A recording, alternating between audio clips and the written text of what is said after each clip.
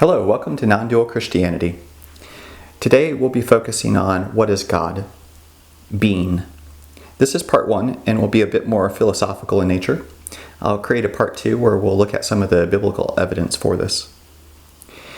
Much of this question and this characteristic of God really comes down to a core sort of decision point, which is the material world, is the world of form, of nature, the very basis of reality, or is there something deeper that gives rise to and holds together the material world? Science is incredibly powerful and can explain so much of the world around us. It observes, it experiments, it's empirical, and it can explain how things work, how are storms created, how are babies made, and even attempts to explain how the universe came into existence. All these explorations, though, are within the world of form and within the material world. So they can explain how things work, but as soon as they try to cross over into why things exist, or what's called metaphysics, then it becomes self-refuting. Because what it's trying to do is it's trying to explain why something is there, the meaning of something, from a how. Why form should exist is not a question that science can answer. And a lot of the fight that we see today between science or atheism and religion is really mistaken based on a definition of God.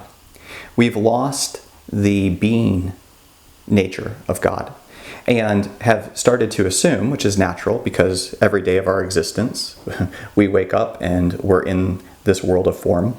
We see people, we see objects, and so therefore we assume that God is a person or an object, just a very powerful one. And then we argue about what the purpose of this very powerful God is. Does God kick off thunderstorms like the ancient gods of the world? Or does God form babies in the womb of their mothers? Or is God there to create the world?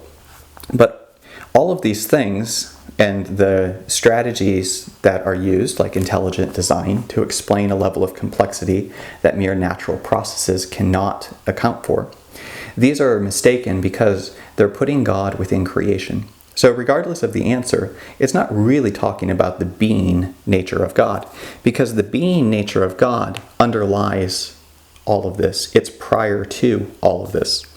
And it's a way to answer the question of why does form exist, why does the world exist, without falling into some infinite loops of regression or denying the very laws of nature that we see around us, such as the need of causality of form. Much of this comes down to not only the way that we live in the world and experience it each day, but it's really a couple of simple mental mistakes that we make. And I'll try to explain those in a simple form, even though these are fairly complex philosophical arguments.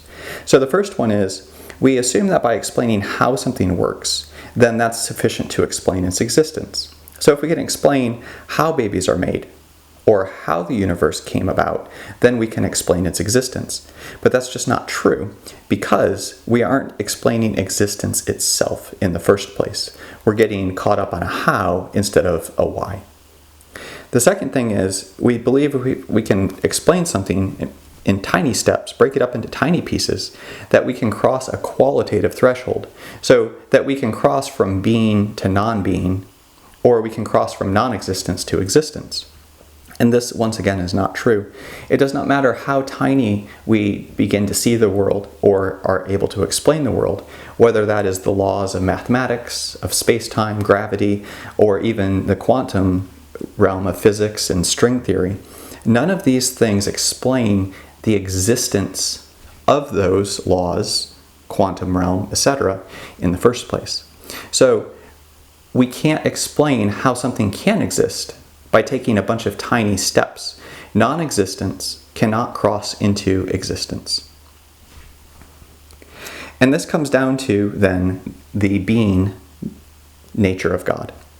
And if God is not being itself, if God is not giving rise to existence itself, then where does the existence come from? This also means that God must be present each and every moment, kind of like an electric current or a candle.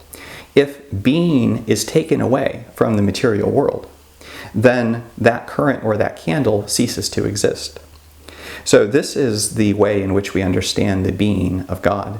It's the very ground and foundation and gives rise to all of form.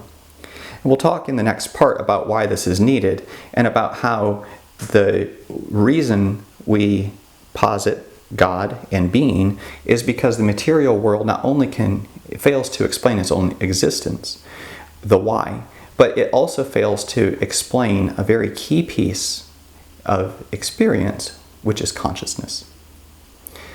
Thank you for exploring this with me today.